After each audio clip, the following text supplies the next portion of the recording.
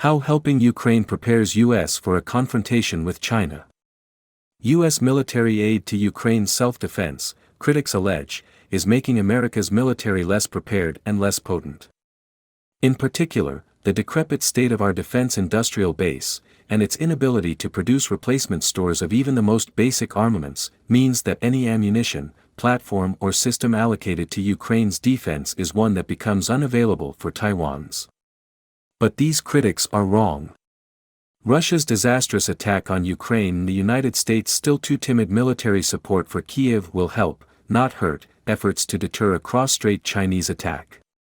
In fact, continued military aid to Ukraine might be the only thing that saves the U.S. military from its peacetime atrophy.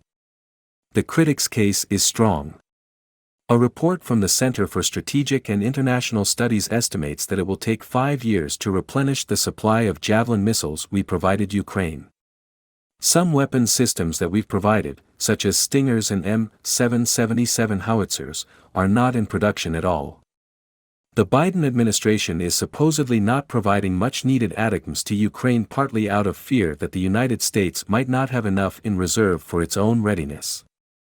There is a nearly $19 billion and growing backlog of approved, but undelivered arms to Taiwan, just as a U.S. Air Force general predicts war with China could come in 2025. In an age of military resource scarcity, choosing to deal Russia a heavy blow, critics lament, is a luxury that is making a Chinese victory more likely. But this argument conflates cause for consequence. Our constraints are real but are the product of policy choices that have left us unprepared for a dangerous world that re-emerged more than a decade ago. Years of focusing on counterterrorism and counterinsurgency operations led our leaders to dismiss high-tempo, conventional warfare as archaic.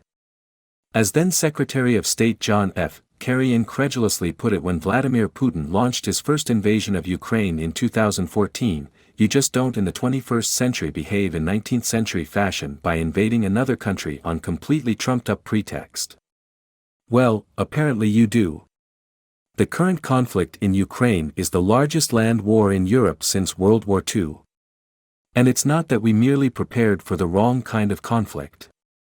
After the end of the Cold War, many Americans convinced themselves that a peaceful and permanent, liberal world order had arrived. This, in turn, has led to a 30-year decline in defense spending.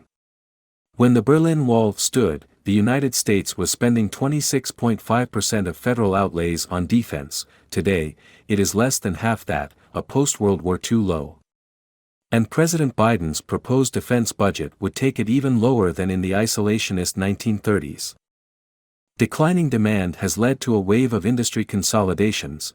What was once 50 prime contractors has become 5. 3 decades ago, the missiles and munitions sector had 30 contractors working directly with the government. Today, there are only 7. The United States has few manufacturing lines for even the most basic things. The Pentagon sources its ammunition from only 6 plants. The sole plant that produces tanks was nearly closed in 2018, and the Army plans on building a mere 22 tanks in fiscal 2023. The Navy has averaged 10 ships below procurement plans since 2017 and currently possesses only 4 public shipyards. When asked if it should open a 5th, Admiral Darrell Caudle, commander of U.S. Fleet Forces Command, replied, "I need 6. As Lockheed Martin CEO James Taiclet recently said, the U.S. defense industrial base is scoped for maximum efficiency at peacetime production rates. Paradoxically, the greatly expanded U.S. effort to support Ukraine might be our best chance at providing the necessary shock therapy to snap us out of our complacency. It has brought popular attention and political scrutiny to the problem. Just before the Russian invasion last year, the Defense Department issued a report titled State of Competition Within the Defense Industrial Base, in which it acknowledged the downward spiral caused by declining procurement.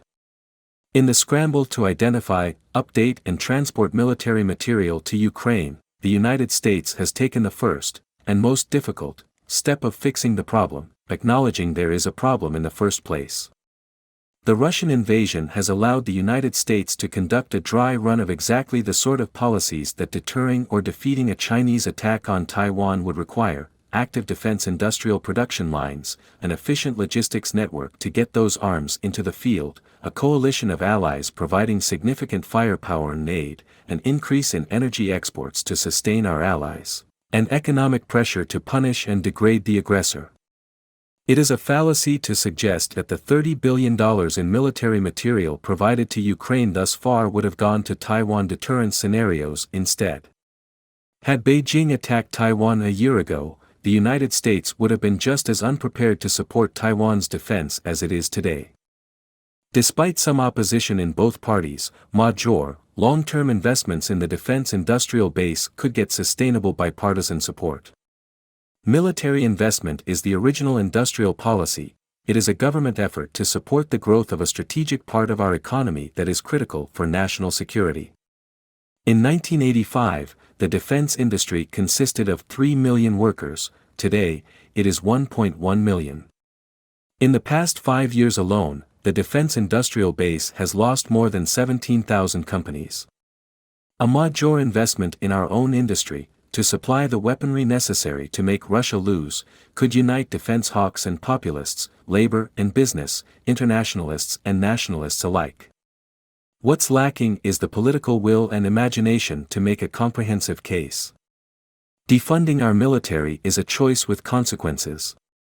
Doubling our defense spending would still only put it in the lowest range of Cold War levels. Without doing so, we risk the possibility that, much like Pearl Harbor, only after the United States has been attacked will the arsenal of democracy roar.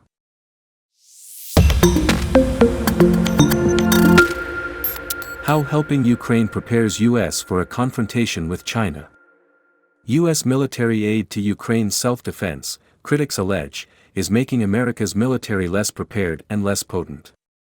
In particular, the decrepit state of our defense industrial base, and its inability to produce replacement stores of even the most basic armaments, means that any ammunition, platform or system allocated to Ukraine's defense is one that becomes unavailable for Taiwan.